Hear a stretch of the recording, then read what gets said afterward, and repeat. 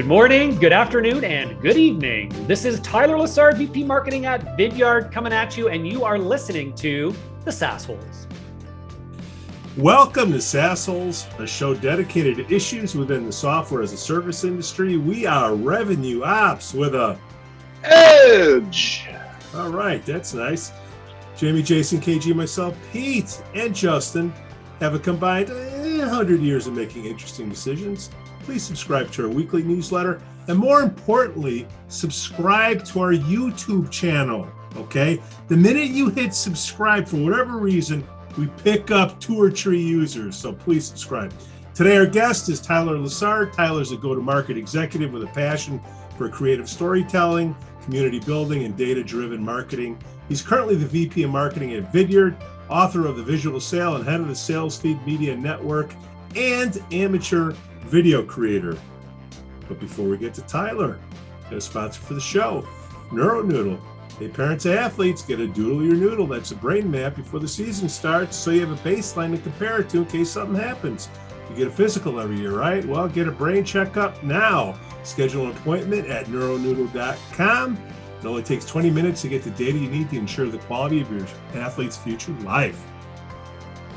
All right, we had a survey that asked, should we continue our dad jokes? And the survey came back overwhelmingly yes, KG. Survey says yes. All right. Yes, it is. All right, let's do it then. KG.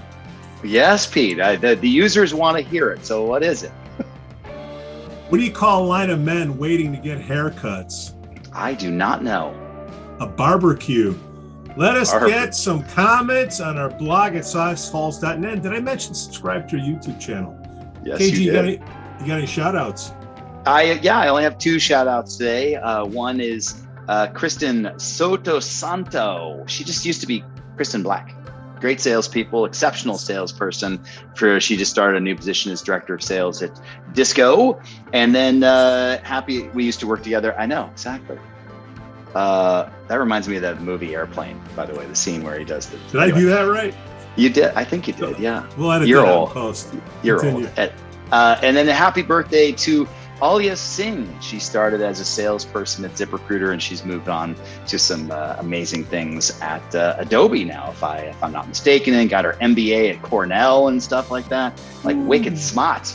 And then but she started as a salesperson, so I guess she was smarter. Not that smart.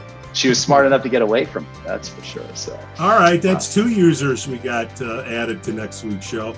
Yeah, there you go. Hey, Rob Kavard is starting a new position as Chief Revenue Officer at Hart Energy. Ron Heyman, old school, back to the headhunter.net days, got a new gig, head of customer solutions management at Amazon. Ever hear of those guys? Zach Seelan shared that he's starting a new position as a researcher at Critical Point Partners. I think he was a big fan of NeuroNoodle back in the day. Alex Rux, good Northwestern kid, 1 year at Heidrick and Struggles. They've never called me. I don't know why.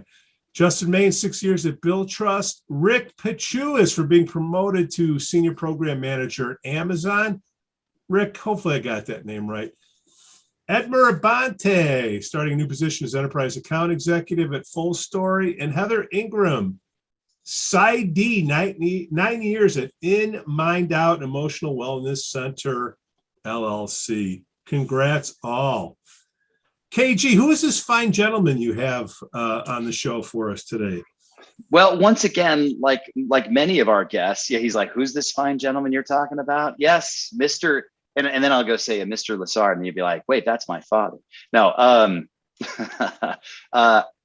once again, like many of our great guests, I've never met Tyler in particular, but I saw him do some presentations, I think with the AAISP, maybe a different group. And that was it. Okay, great. And I followed him ever since for the last 6 months or so, and seen a lot of really, really awesome content that he's produced, in addition to the fact that I'm just fascinated by the idea of video helping salespeople improve their probabilities of success or increasing, connect rates and things like that. So I said I had to reach out to Tyler long ago and get him booked on the show. So Tyler, thanks so much for coming on the show. It's been a long time coming. We had you booked for like 6 months, I think, didn't we? I know. No, I appreciate it. And between then and now, I listened to a few episodes and I tried to pull out, but apparently it was locked in and I had to be here. So yeah. Let's see how this goes. Great to be here, guys. So Tyler didn't have anything better to do. Something like that. So Tyler, tell us about yourself, all the different brands. Tell us what you do. Marketing at Vidyard, huh? Yeah, I got a lot of things on the go these days, but they do all stem from my day job, which is my life here as VP marketing at Vidyard. Vidyard is a video tech company. We have products for both marketing and sales teams. And so on the marketing side, we're a video hosting platform. On the sales side, as KG alluded to, we have tools that make it easy for sales reps to record and send video messages to their prospects and clients, screen recordings, webcam videos, those kinds of things. And so as part of my life there, I have had the chance to just immerse myself in the evolving role of video, whether it be for marketing teams and campaigns, or over the last few years, the use of video in sales as a new way to connect with audiences when you can't be there in person. So it's been a really fascinating journey. And stemming out of that, I wrote a book called The Visual Sale. I'm running something called the Sales Feed Media Network as an extension to what we're doing here at Vidyard. So it's been a heck of a lot of fun and a great opportunity to really dive into that area. Can you, I brought it up myself. So this is like we're not pitching, but I'm fascinated by this. Tell us more specifically about how Vidyard can, like, we're going right into it here, like tactical for our listeners. How specifically can Vidyard help our listeners? And let me just like, not tease you, but like poke the bear a little bit. Is video just like something new and therefore it gets higher response rates? Like, fax, at one point, Tyler, sending faxes to people when faxes were like not to be sent any longer. It was like, that's a great thing to do because it was new and people weren't doing it. So is video just like, it's just a new thing? So that's why, it's increasing the open rates for people? Tell me more.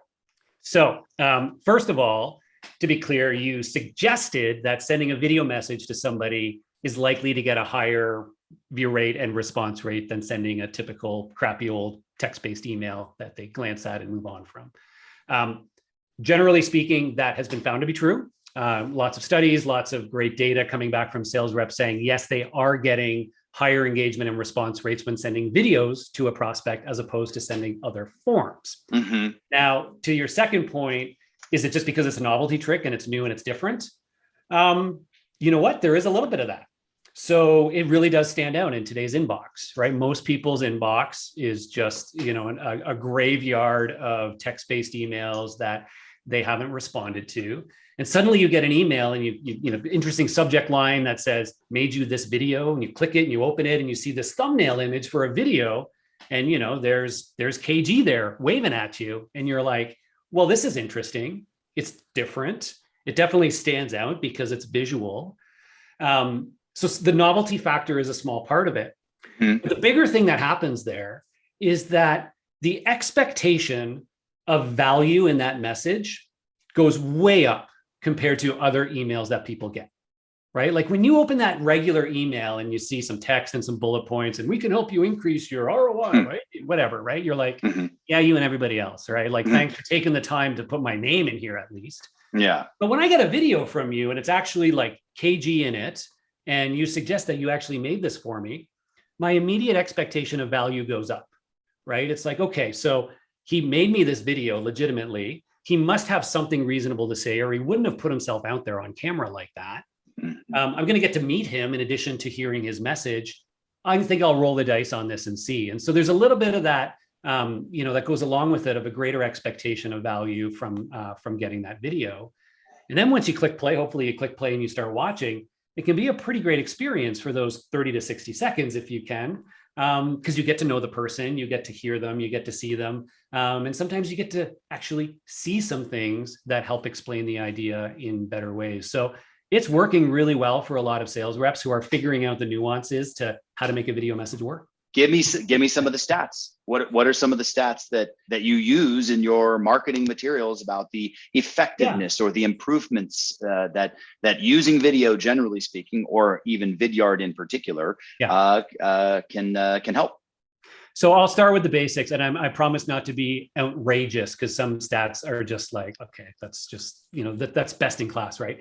The real data, first and foremost, there was one actual quantitative study done by a company called SalesLoft, who manages the email sequences, right? A lot of companies use them for delivering their prospecting emails. And they analyzed, it was like around 200 million different email sequences sent through their platform. And they found from the pure data that those email sequences that included video messages within them had on average a 26% higher response rate than those that didn't have video messages as part of them. So that was the baseline. That didn't look at whether or not those videos were any good, whether they followed best practices and so on. That was the data average across all of their users, whether they were sending videos or not. So they did see a lift on average. Building on that, when we survey sales reps, again, that data, of course, it's survey based, so take it with a grain of salt, but we find that north of 70% who are using video in their outreach report higher response rates when sending videos. And the best in class, so this is the goalpost you can shoot for, and I hear this consistently from the top performers, they found that when they're doing video really well, really personalizing them, they always come back and say, we're seeing somewhere between 2 to 3 times higher response rates when sending these videos. So we're going that's from insane. 5% to 10% or something like that. So that's the insane benchmark for success. Yeah. So Tyler, over time, I can remember 10 years ago, maybe even 12 years ago, back in the corporate world, we call them video voicemails. We get all the reps dressed up, suit and tie, and they would say, hey, I'm trying to reach you. And if you would pick up, here's the message I was going to say. Now, back then, you didn't have compression rates. The files were big. People were worried about getting viruses. What are the things that have happened along that time that has made it easier for companies to adopt video? Maybe even not the companies themselves, but the reps themselves that are trying to pitch with their product. That's the big thing. So first of all, let me say, I'm impressed, and you were way ahead of your time if you were actually making and sending videos to prospects. 1, 2, 3, 4. Call me. Call me. Call. We've been trying to do it right. Me. We've been trained to be polite. Call. We've been sitting here instead. Me. The phone tied to our head. Call. The phone tied to our head. Me. Call me. We'd love to help you grow. Call. Everyone around you know. Me. The place to be is here. Call. Help create a new career. Me. Create a new career. Call. 'Cause you can help me find. Once you have a mind, give us a call. 'Cause we can help you find. Once you have a mind, give us a call. Call. Me. Call me. Hello and thanks for tuning in. My name is Ed Abante, and as you can see, I'm part of a fun and creative team here at Career Builder. I love to set aside some time on the phone to learn a little bit about your organization and find out how we can work together to be an asset to your organization. Please give me a call at 773-527-2493 or simply respond to this video voicemail. I hope you enjoyed the video, and I look forward to speaking with you soon. Take care. 10 years ago, I wish I had known you then, and we'd be way further along in our journey.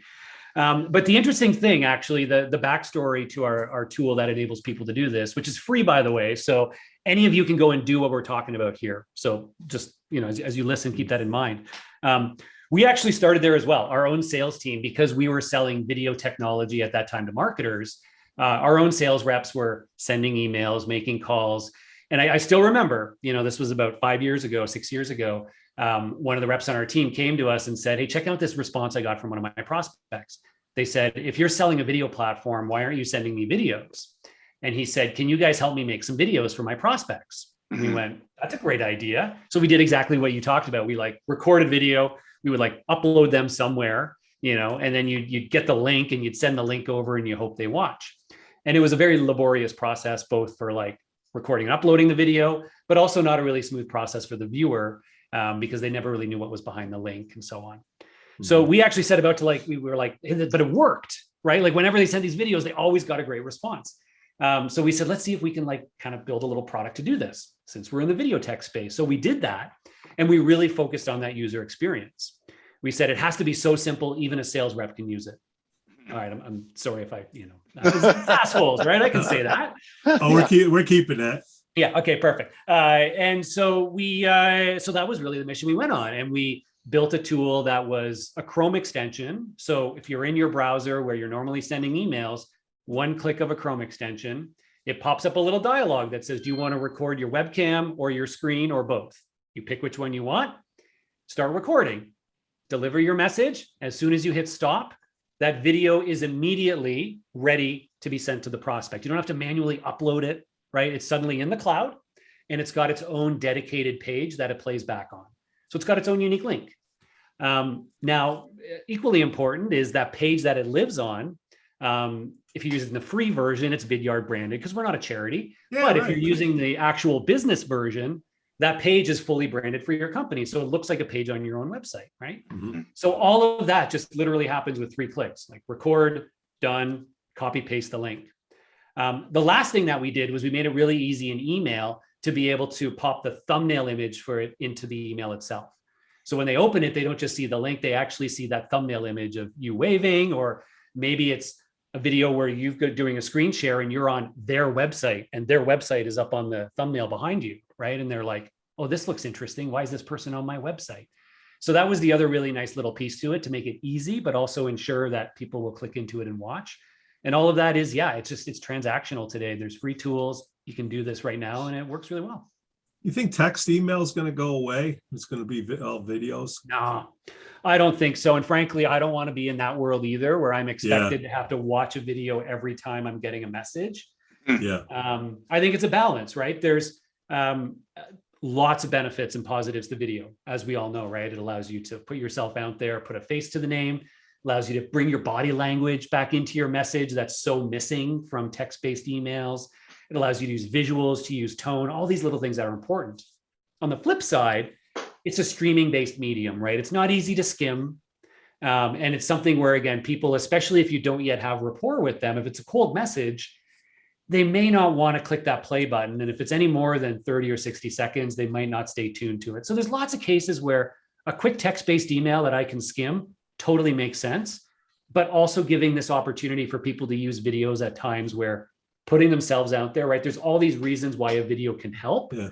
And so I think we'll be using both of them harmoniously. Let me ask it a different way. Let's say you got a 6-week cycle, you're going to do 8 contacts. What would be the ratio of text to video, you think? Yeah.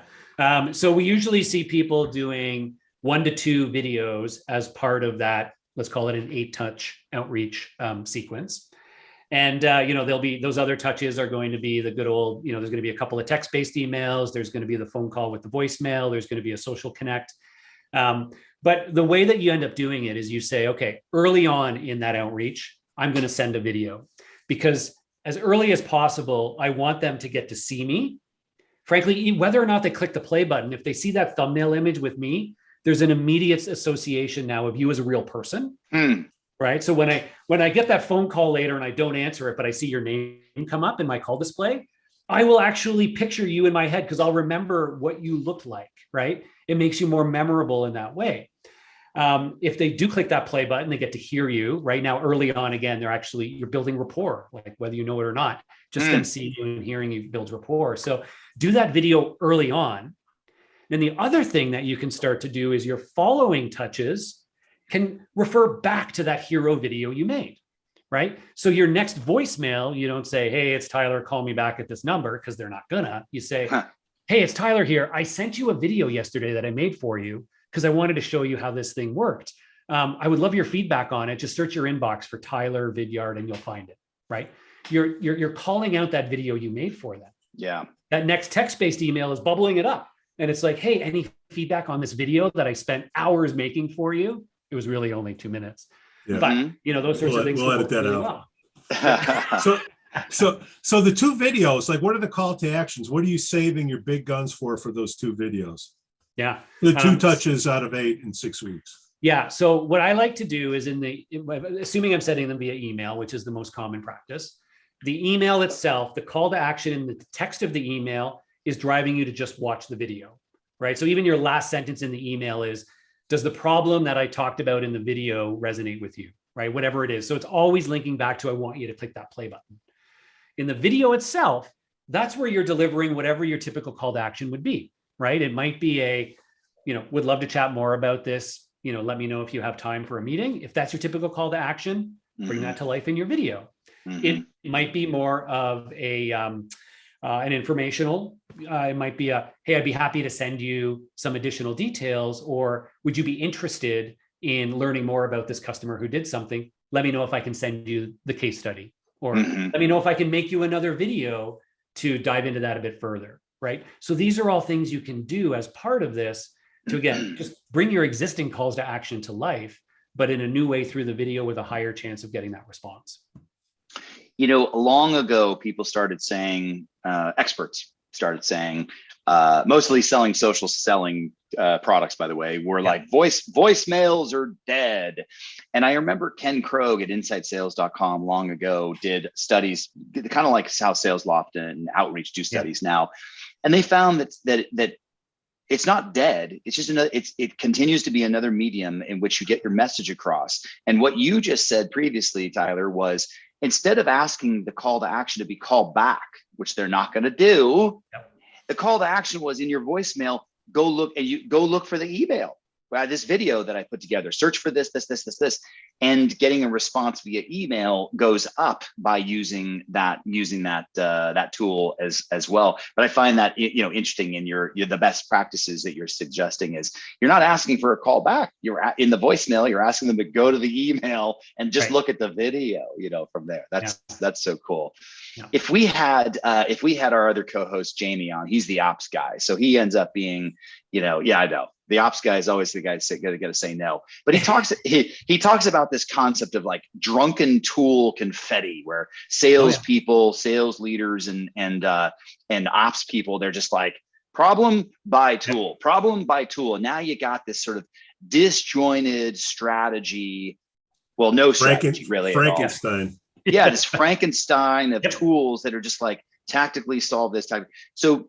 Yeah. How does video and a video platform, generally speaking, fit into your like overall ops strategy and tools that are associated with that? Got any thoughts there? Yeah, it's a great point, a great question. So first and foremost, you want to be mindful that these videos are a new way to communicate your message via your existing channels and tech that you're using. Right. So you're already investing in email or a sequencing tool like a Sales Loft or a Zant or, an Outreach or others.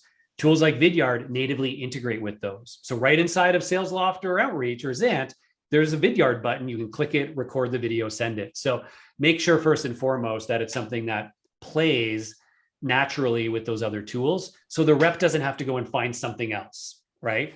If they're sending their messages through Gmail, Outlook, Zant, and so on, make sure your tool is just part of those to make it easy on the reps to maximize adoption, because maximizing adoption is going to maximize ROI. So that's one important thing. It's something that we at Vidyard have focused a lot on, making sure that that's seamless.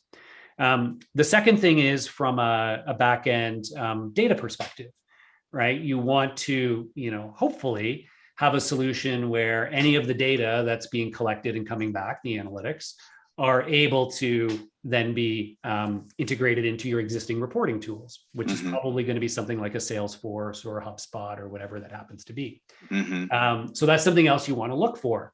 Again, not surprisingly, that's something that, tools like Vidyard are able to do. So, we'll track who's watching your videos, how long are they engaging with them.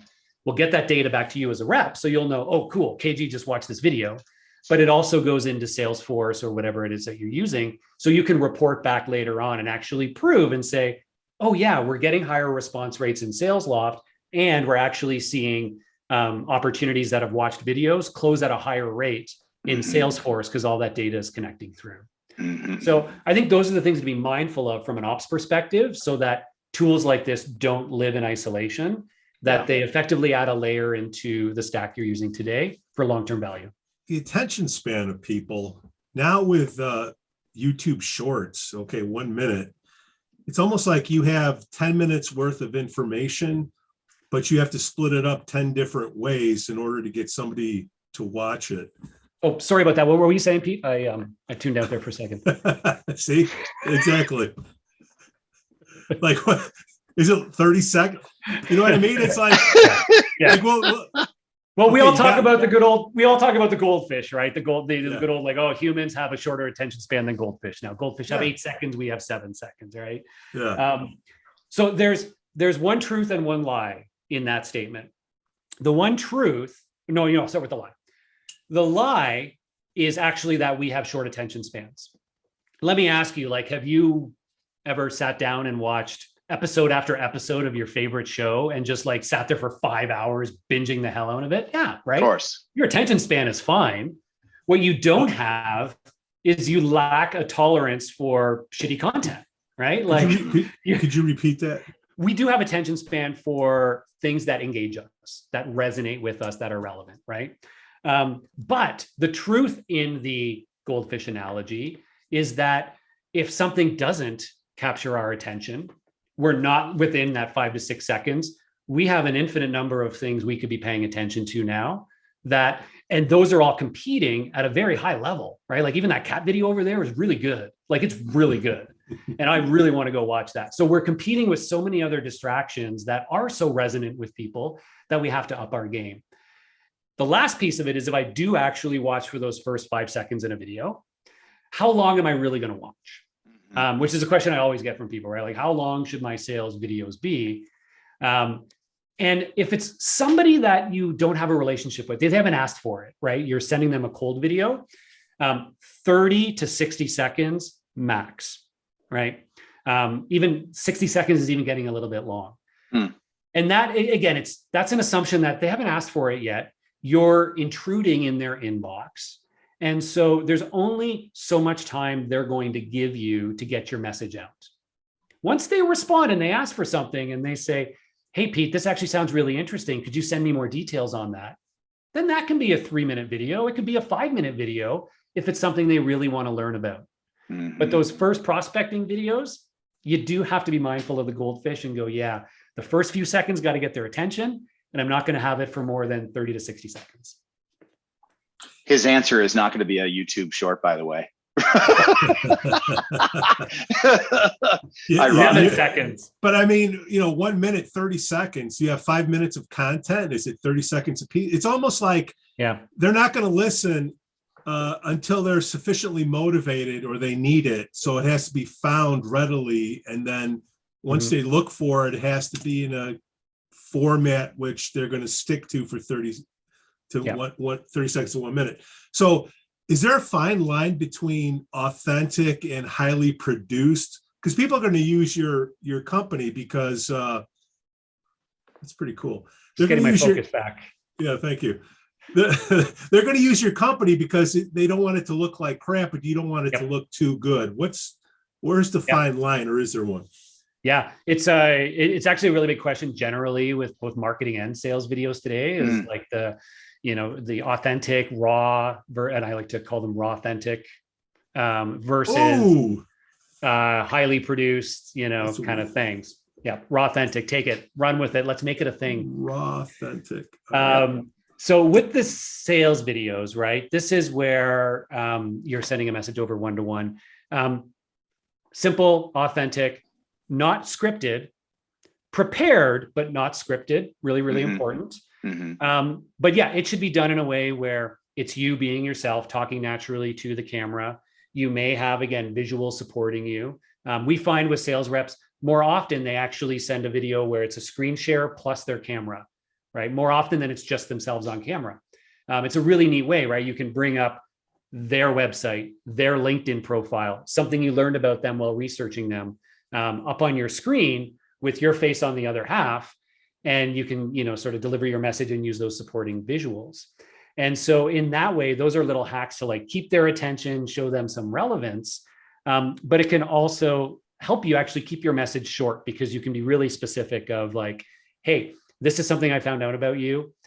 I help people solve that pain. If it's something of interest, let me share some more. Doing it in a way that's authentic and real is really, really important. I think that's really where it ends. It doesn't mean you can't make your bed, like look reasonably professional. Yeah. But don't overdo it. Don't have your logo up behind you. Forget about it. Like, this is just human to human. Connect for real. Well, so what are some of the other, popular trends, video trends, B2B video trends for 2022 that you've come across then? Staying on the sales use thread, we talked a lot about using this part of prospecting, but more and more we're seeing account reps, account executives using recorded videos throughout the whole sales process, right? So it's, again, a customer is asked a question and we want to answer that question, but we don't want to type it out in an email. So what will we traditionally do? Well, we'd be like, hey, let's book a call for like Friday and we'll talk about that, right? And then then 2 weeks later, the call hasn't happened for 20 different reasons.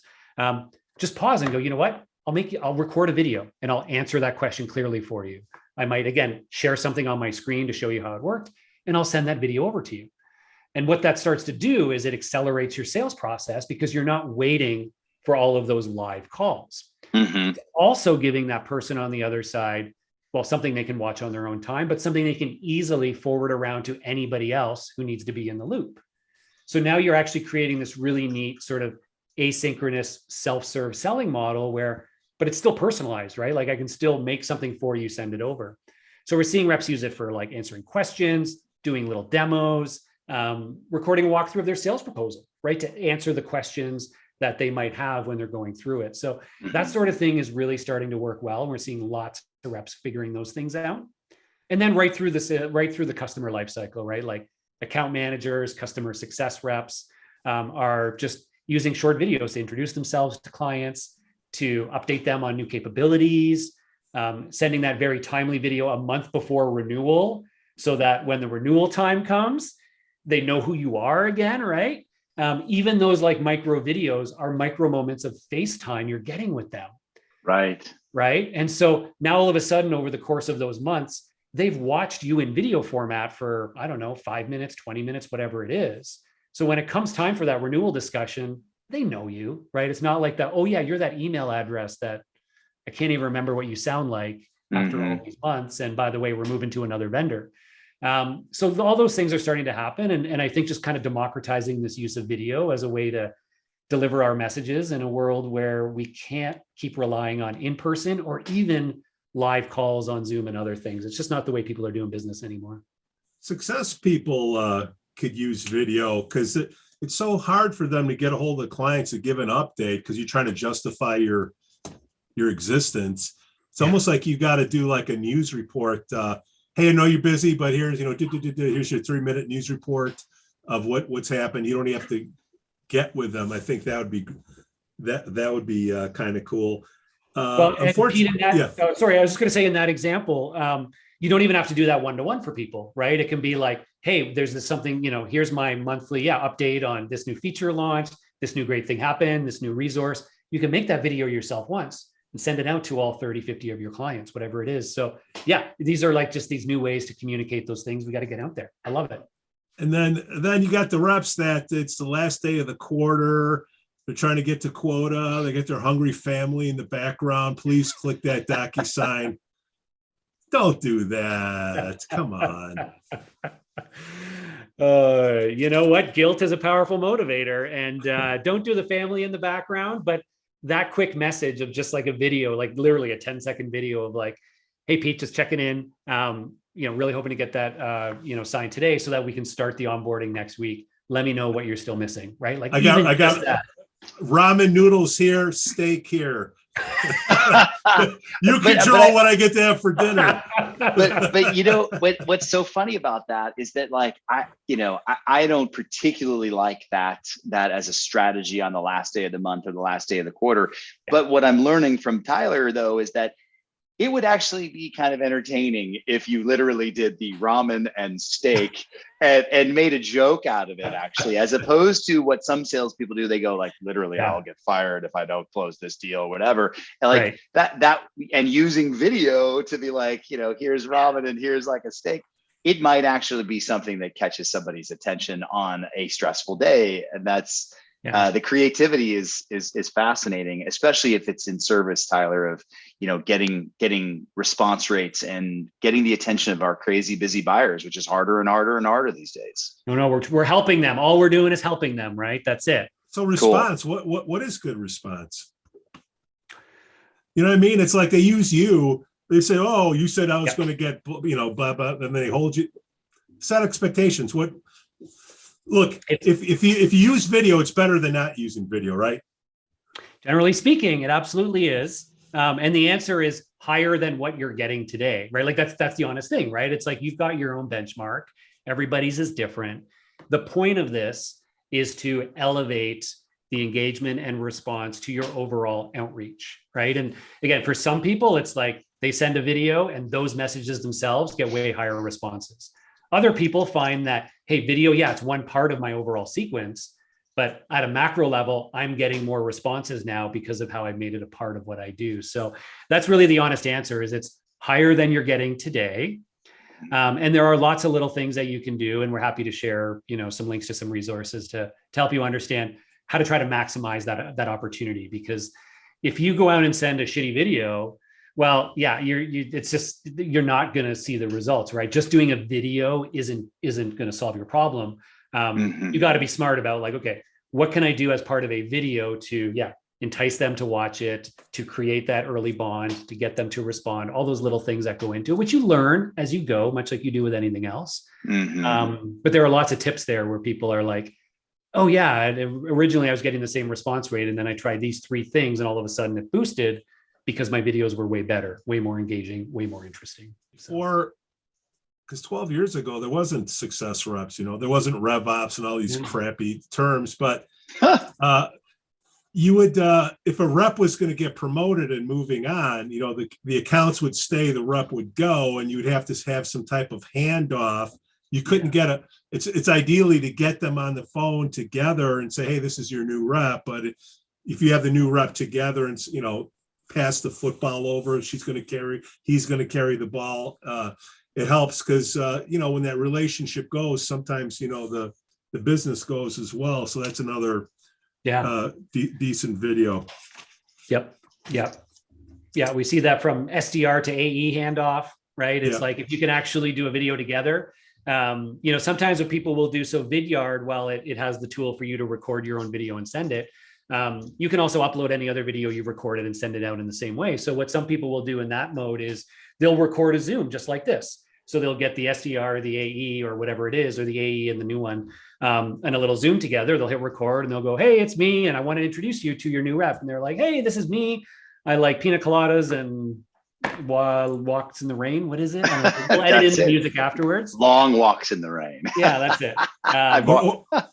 Or even have the manager there that says, hey, these are, the buck stops here, I'm the manager. They're going to carry the relationship. You got a problem, get a hold of me. That's right. I think that's very powerful as well. Okay.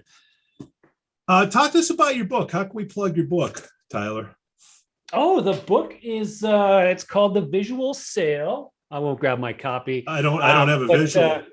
It's been, I wrote the book, co-authored with a fine gentleman named Marcus Sheridan. We wrote the book about 1.5 years ago, shortly after the pandemic hit. And it's basically an overview of different ways to be using video in today's business world, from, first touch of marketing all the way through to last touch of sales and customer success. So we actually, we have dedicated chapters to all of these different areas of the business, different areas of marketing, different areas of sales, with just super practical and tactical advice. What kinds of videos work? How do you go about creating them? And maybe equally important, how do you create a culture of video within your company? Because if you believe that going forward, communicating with video is going to be important, you've got to figure it out, right? Like you actually have to take that seriously, and you have to say, okay, just having Zoom accounts for everybody isn't the be all and end all. So let's get behind this. Like, let's actually figure out, like, our executives should be sending company updates through a video message, like record yourself for 5 minutes, send that out so everybody can see you and hear you, rather than have to read a big long email or go over a PowerPoint, right? So there's all these ways in which you can do that. So yeah, I'm really proud of the book. It's very tactical, very actionable, about all different ways you can embrace video as part of your go-to-market in today's business world. Yeah, because corporate brand and consumer brand are two separate things. Not a lot of companies figure that out, because getting to recruiting, oh, why should I work there? Well, let me tell you all the consumer reasons why, but no, why should I work for your company? Right. The corporate side of things, they don't get it. So that's another. Do you do any of that type of work? Can I find that in the book as well? Like, because right now everybody's a fist fight for employees, right? Yeah. You can work here or on the moon. Who cares? I need people. How do you use video to build up the corporate brand for somebody to work for you? You're totally right, and it's part of just recruitment. And you can just use videos to really create transparency in your organization, but I think it's even more important for your existing employee base, because we are in a world now where employee experience is changing really dramatically, and we all know that also the ability for them to leave and go to another organization is also, those barriers are gone. So we do need to think carefully, like, what is the experience we're creating for people? How are we creating meaningful connections between employees? How are we creating empathy amongst our employees when we may not all be in the office together all the time now? And video messages are like one of a number of different ways that you can do that. The difference between, a team leader or an executive sending out a weekly video update to their team or their company versus, doing a live town hall call where probably 30 to 40% of people don't show up, and they're boring, or sending out a big update email with a whole bunch of bullets, right? It's very different. And so that ability to see them, to hear them is really, really important. And the last point I'll make on that, as somebody who creates these videos, if you're an executive or a team leader or whatever, recording videos and sending them out to your teams, is, again, this is an opportunity for you to relate to them, in a peer-based way. It goes back to this notion of like raw authenticity. I hear time and again from customers where they're like, hey, we sent out the video of the executive in their suit and tie in the boardroom that we produced with all these cameras, and engagement was like, and then all of a sudden we said, you know what? We're not even going to come to your home or office. While you're at home at your kitchen counter, I want you to just record your screen and yourself on camera and just talk naturally about this stuff. All of a sudden people start watching it, right? And then in one of them, they're wearing a cowboy hat, and people watch that one twice because they're like, why is he wearing a cowboy hat? And so these are these little moments where we can actually start to create those bonds with people, and just, allow them to relate with us more as people. Videos like these can go a long way with that. The one other area that I'm particularly proud of these days that I've been working on, I mentioned I launched the Sales Feed Media Network as an extension to what we do here at Vidyard. And Sales Feed is a endeavor to really get a few people on my team behind creating, what I think is really great, both educational and entertainment content for the sales community, to help people both laugh and learn in today's world of sales, but to do so with modern formats, right? So we have a TikTok channel that we're over 40,000 followers now in under 6 months, where we're creating both educational and just, let me get a laugh in before my next rejection on a cold call. That's working really well. And we're just getting a lot of people that are really aligning to that. We've launched a few new shows on our YouTube channel, one called Sales Stuff Explained, where we're doing an ongoing series of really well-produced explainer style videos for key topics in sales. The first episode was on the discovery call, right? So what is a discovery call? What are the best practices? And we brought in voices of experts from the community to participate in that. So it's been a really interesting endeavor. And for any of you in the sales arena, I encourage you to check it out. You can, I'm sure, check the show notes, but it's salesfeedmedia.com is the place to start. And you can follow our different channels. We've got a free newsletter where we bring the best of our network to you on a weekly basis. How do you monetize TikTok? I got people with 400,000 followers and all this, and they're not making any money because it's not going to YouTube's the only one that pays you. Like, how do you? Well, I'll tell you how we monetize it, Pete. And so all of you listening, this is how I'm just going between to us, monetize just between you. You don't directly monetize TikTok. You use TikTok to create an actively engaged community, and you have a really easy, light call to action from there to take them down your conversion path. So for us, it's as you're engaging in our TikToks daily basis, our light call to action is sign up for our weekly newsletter, where you're going to get this and other great stuff that we're doing. A percentage of our audience will subscribe to our newsletter. And if you subscribe to our newsletter, a percentage of those people will become Vidyard users and eventually become Vidyard customers. And so I have no idea yet if there's a positive ROI, Pete. I don't know yet. Man. Look, you're like, I'm trusting the process. Yeah. And I'm having a hell of a time doing it because I've got people on my team dressing up as Batman doing TikToks, and it makes me laugh. And so at the very least, we're relieving some pressure for us and people around us. I'm going to call that a win. Hey, it beats working in accounting. KG, or RevOps, right? Oh, RevOps. If you could choose just simply one prospecting channel to use, what would that prospecting channel be? It would be email with video. Tyler's got 12,000 Twitter followers. What do you think about Elon going in with his 9%, Tyler? Think that'll clean things up? Oh, yeah. That can only turn out well. Like, let's go. That can only go well. All right. So we can get a hold of you on LinkedIn, Vidyard, Instagram. We'll put all the links in there. And then, of course, YouTube. What's the name of your channel again? Sales Feed. Thanks for listening to the Sassholes. On behalf of Jamie, who's not here, KG, myself, Pete, and Justin, who's out there torturing somebody in the sales operations world, we thank you for listening, and we ask that you give us 5 stars on Apple Podcasts, subscribe to our newsletter and the podcast notes, and hey, you can always buy us a beer on Patreon/Sassholes. And if you get the itch, subscribe to us on YouTube. We thank you for listening. Cue the non-copyrighted music.